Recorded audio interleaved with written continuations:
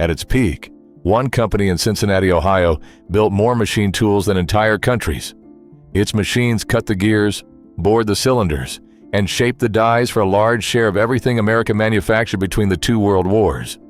One of its own engineers helped build the very first machine in history that could be controlled by a punched paper tape instead of a human hand, the ancestor of every computer-controlled factory on Earth today. And by the time that company finally collapsed into bankruptcy court in the spring of 2009, it had already stopped making machine tools of any kind for more than a decade. The name on the building had changed twice. The business inside it had changed almost entirely. And the machines that made it famous had been sold off to a stranger. This is the story of the Cincinnati Milling Machine Company, a firm that dominated its industry so completely that its own name became a nickname for the whole trade, and then spent the second half of the 20th century trying to figure out what to become next. The story starts not with milling machines at all, but with screws. In the early 1870s, a German-born machinist named Fred Holz partnered with a man named George Muller to open a small machine shop in Cincinnati, producing screws, taps, and the threading tools that every other machine shop in the city needed to keep running. By 1884, the operation had grown enough to formally incorporate as the Cincinnati Screw and Tap Company, raising the capital it needed for a larger space near the Ohio riverfront. It was a modest, useful business. It was not yet a famous one. The turn came through a salesman. Frederick A. Geyer had been doing business with Cincinnati Screw and Tap in the late 1880s and became convinced that the milling machines the shop had begun producing as a sideline were the real opportunity, not the screws and taps that paid the bills. Holtz agreed with him. In early 1889, the company's stockholders approved selling off the original screw and tap business to a group of its own employees, and what remained was reincorporated under a new name, the Cincinnati Milling Machine Company. Holtz stayed on, Geyer stayed on. Muller sold his interest within 2 years and retired. The men who remained would spend the next 4 decades turning a regional tool shop into the largest machine tool builder in the United States. Holtz supplied the engineering instinct in the early years.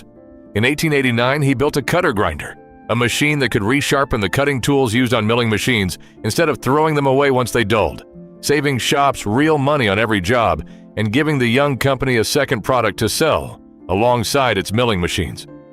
But the milling machine industry at the time was dominated by firms in the eastern United States, and Cincinnati Milling had to find its footing by emphasizing quality and reliability rather than trying to outproduce the established names.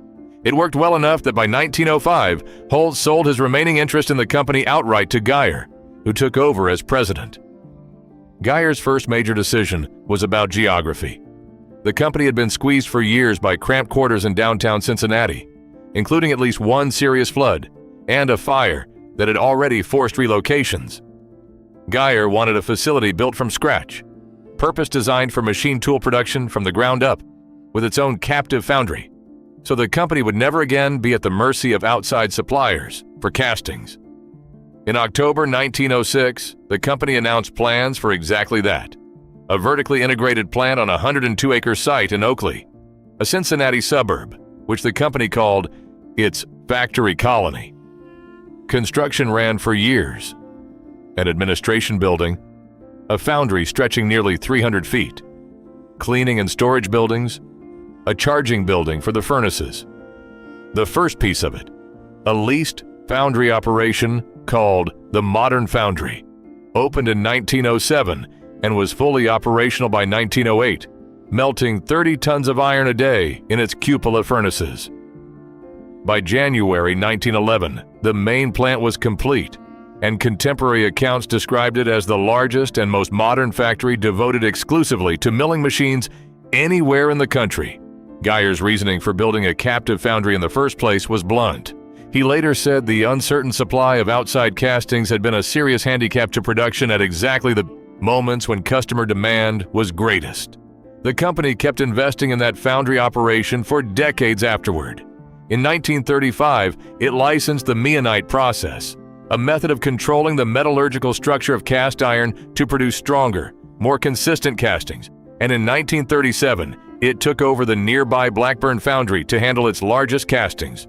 By the mid-1930s, the Oakley Works, the company's own employees called it the factory colony, was considered one of the largest machine tool manufacturing complexes in the world, employing thousands of workers on a single site. The company kept building on that foundation through the 1910s. In 1917, it introduced rectangular overarm milling machines, the Model No. 4, and the higher-powered No. 5, machines built to handle heavier cuts and larger workpieces than the company's earlier lines, and well-suited to the wartime demand that was already reshaping American industry as the country moved toward entering the First World War. Then, in September 1921, the company bought a controlling interest in the Cincinnati Grinder Company, a move that gave it access to centerless grinding technology and let it expand well beyond milling machines alone. Centerless grinding is worth understanding because it explains a great deal about why Cincinnati milling became indispensable to the automobile industry that was exploding around it in the 1920s. Ordinary cylindrical grinding holds a workpiece between two centers, like a lathe, while a grinding wheel removes material from the outside diameter. It works, but loading and unloading each part between centers takes time, and it struggles with long, thin, or oddly shaped pieces that flex or chatter under the wheel. Centerless grinding removes the centers entirely. The workpiece rests instead on a support blade between two wheels, a large grinding wheel doing the cutting and a smaller, slightly tilted regulating wheel that controls the part's rotation speed and, because of its tilt, slowly feeds the workpiece through the machine from one end to the other. There is no chucking, no clamping, no dead time spent loading a fixture. A shop can feed a continuous stream of piston pins, valve stems, or bearing races through a centerless grinder and have them come out the other side round, straight, and to size one after another without a machinist touching each one individually. For an auto industry trying to build millions of identical, interchangeable parts a year, that was not a convenience. It was close to a necessity, and Cincinnati Grinder's technology, now folded into Cincinnati Milling, became one of the company's most important product lines for the rest of its history. The 1920s were the company's first real golden age. By 1926, driven by its combined strength in milling machines, grinders, and planers, Cincinnati Milling had become the largest machine tool builder in the United States, a position it would hold for decades. In 1927 came the Hydra-Matic, a milling machine with a hydraulically powered table drive that gave smoother, more controllable feed rates than the mechanical drives common at the time. 2 years later, in 1929, the company introduced what became known as the dial-type milling machine, and it is worth explaining exactly what made that machine matter. On a conventional milling machine of the era, changing the spindle speed or the table feed rate to match a different job meant physically stopping the machine, opening a gearbox, and manually swapping gear combinations, a slow process that ate into productive time on every job change.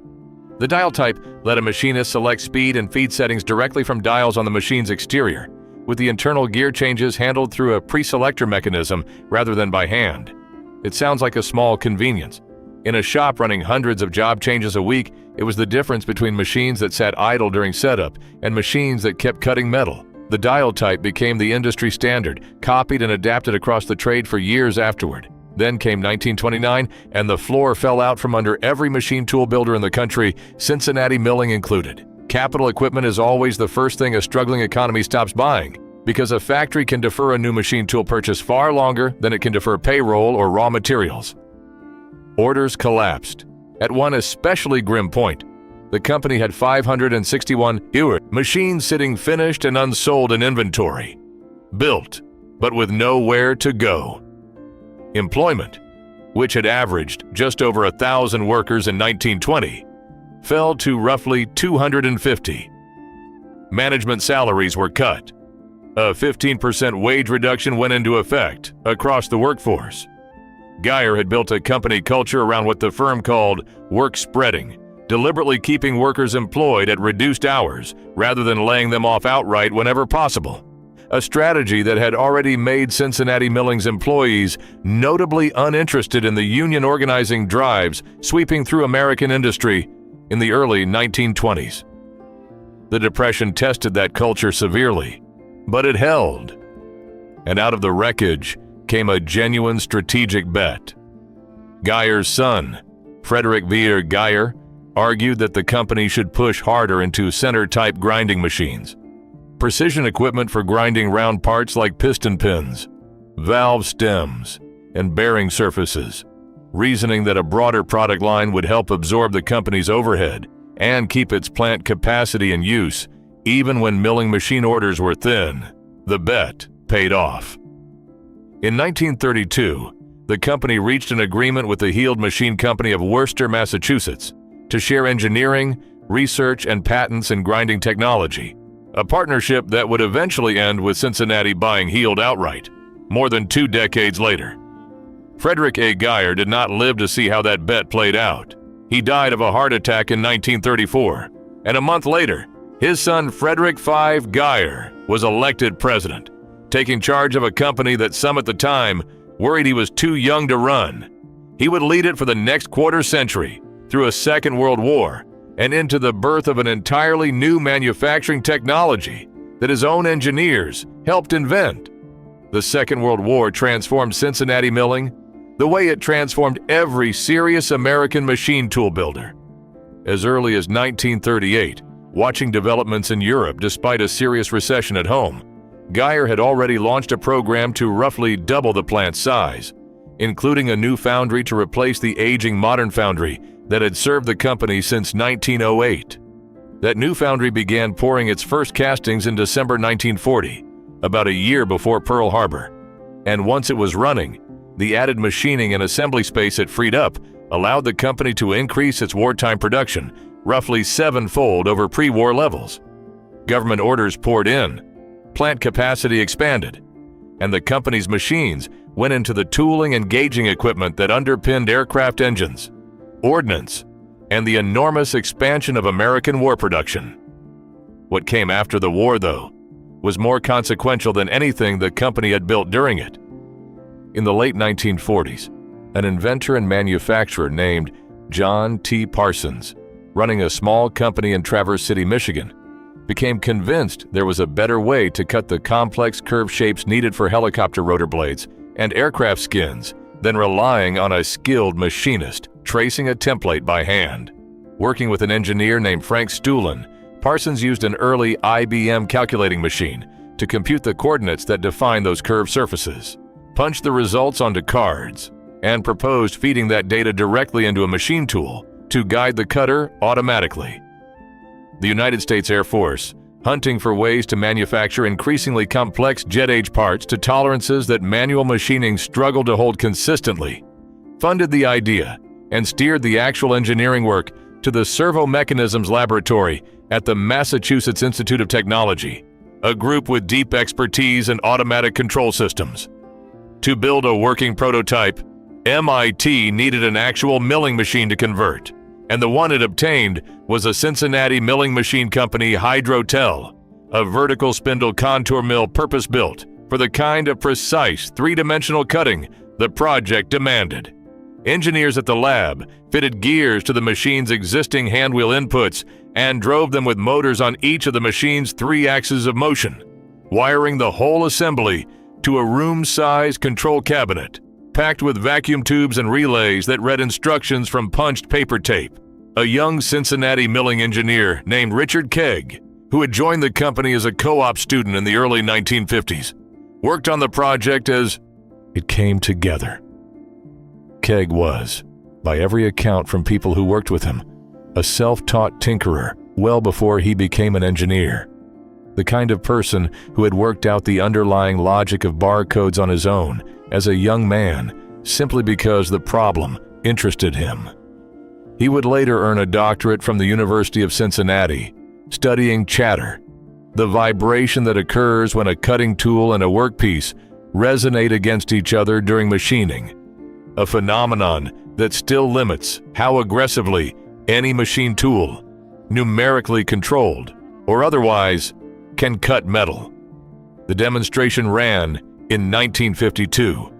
The retrofitted Hydrotel read a program off the tape and cut a 3-dimensional shape with a precision that exceeded what most skilled machinists could hold by hand, moving in 3 axes at once under nothing but numerical instruction. It was the world's first true, numerically controlled machine tool.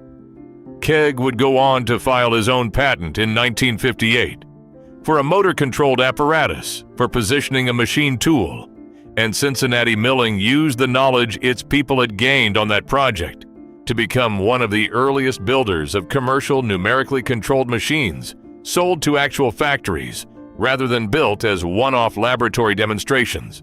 The principle behind that, 1952 Hydrotel, translating a mathematical description of a part directly into the coordinated motion of a cutting tool, is the same principle running inside every CNC machining center on the planet today. Almost nobody who has ever loaded a program into a modern CNC mill knows that its ancestor was a converted milling machine built in Cincinnati, Ohio, or that one of the men who helped build it started there as a student.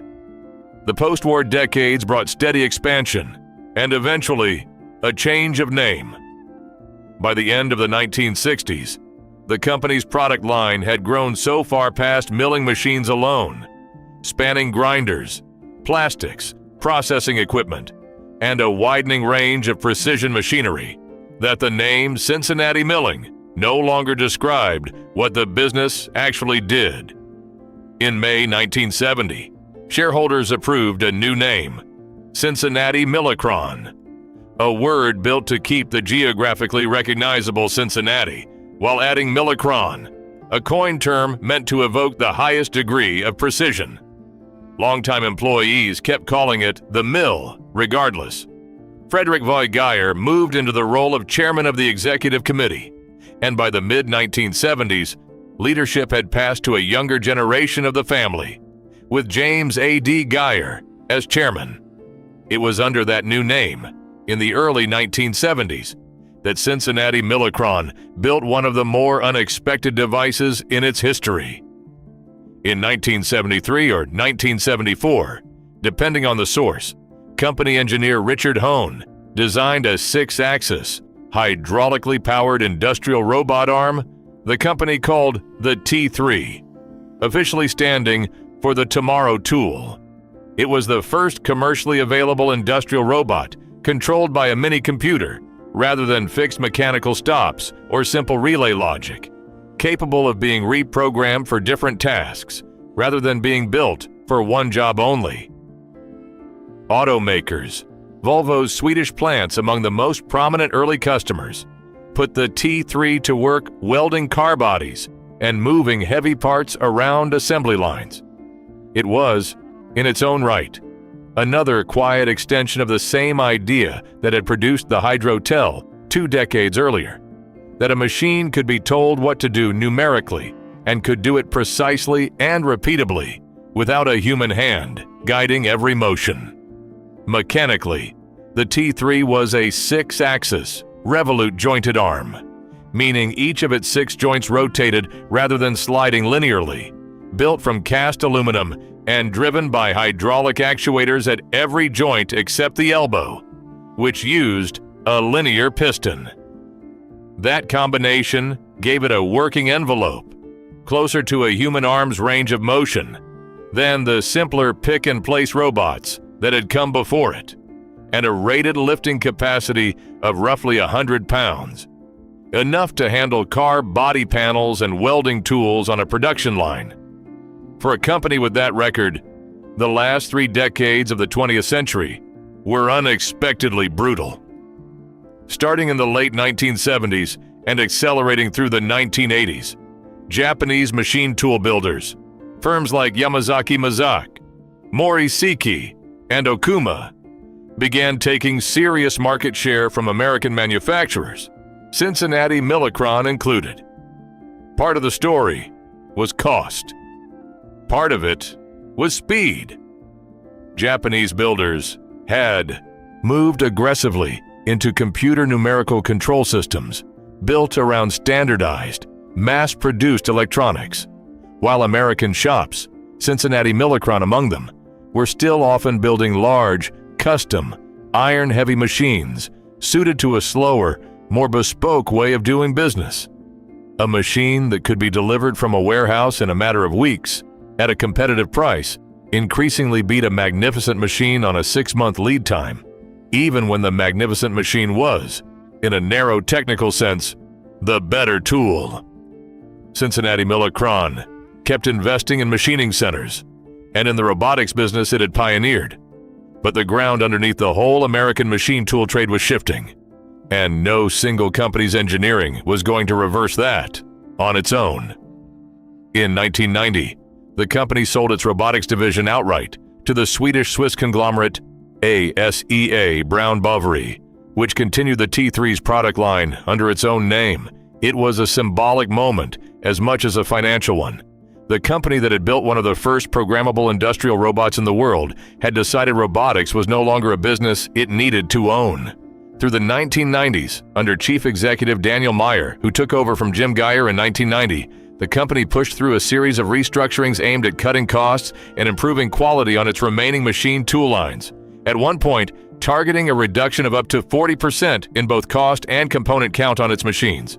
It was not enough to change the underlying trajectory, the real ending. The moment that actually severed Cincinnati Millicron from the business that had built its name came in 1998. That year, the company sold its machine tool business, the milling machines, the grinders, the entire lineage that traced directly back to Fred Holz's cutter grinder in 1889, to a company called Unova. Portions of what had been Cincinnati Millicron's core identity for over a century continued operating afterward as the Cincinnati Machine Company, but under new ownership, disconnected from the parent that had carried the Cincinnati name into machine shops around the world. What remained under the Millicron name afterward was almost entirely plastics processing equipment, injection molding, and extrusion machinery the company had been quietly building alongside its metalworking business for years, plus an industrial fluids business selling coolants, lubricants, and corrosion inhibitors under the Chemcool brand, chemistry for keeping metal parts cool and clean during machining, rather than machines for cutting the metal itself. The mill, as its own employees had called it for 100 years, had stopped making machine tools altogether. It did not stop there. Millicron's remaining plastics and fluids businesses carried heavy debt through the 2000s, and when the global financial crisis hit in 2008, orders for capital equipment collapsed the way they always do in a downturn, just as they had for the company's machine tool ancestors in 1929. On March 10, 2009, Millicron Inc. filed for Chapter 11 bankruptcy protection in the United States Bankruptcy Court for the Southern District of Ohio, alongside a related filing for its Canadian operations. The filing came with an agreement already largely in place. A group of the company's own senior note holders, led by Avenue Capital Group and DDJ Capital Management, would purchase substantially all of the company's assets. That sale closed later in 2009 for consideration of roughly $175 million, and the business re-emerged, no longer as a public company answering to shareholders, but as Millicron LLC. Under new leadership from outside the old organization, the company that came out of bankruptcy found its footing again, this time purely as a plastics machinery and industrial fluids business, with no metal cutting machine tools left in its portfolio at all. It returned to public markets in 2015, listing on the New York Stock Exchange at $20 a share. That independence lasted 4 years. In July 2019, Hillenbrand Incorporated, a diversified industrial holding company perhaps better known for its Batesville funeral products business than for plastics machinery, agreed to acquire Millicron in a cash and stock deal valued at approximately $2 billion. The acquisition closed that November. Millicron, the name that had once meant highest precision in machine tools, became one more operating brand. Inside a larger industrial portfolio, its injection molding and hot runner businesses folded in alongside Hillenbrand's other holdings. There's a strange arithmetic to the whole story once you lay it out end to end. A company built by a screw and tap machinist and a traveling salesman grew, through genuine engineering achievement, into the largest machine tool builder in the United States. Its own engineers touched the very first numerically controlled machine tool ever built, the direct ancestor of computer-controlled manufacturing as it exists today.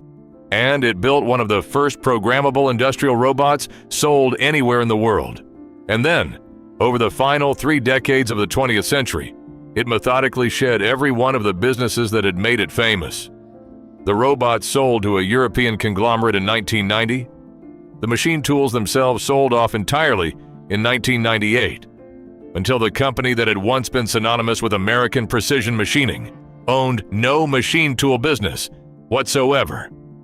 What survived into the 21st century, and what still exists today inside Hillenbrand's portfolio, is a plastics machinery maker that happens to carry a name coined in 1970 to sound like the future of precision. The actual precision, the milling machines, the grinders, The Hydrotel that helped invent numerical control. All of it now belongs to other companies, scattered across other corporate structures, largely disconnected from the Cincinnati name, that once meant more machine tool production than entire nations could match.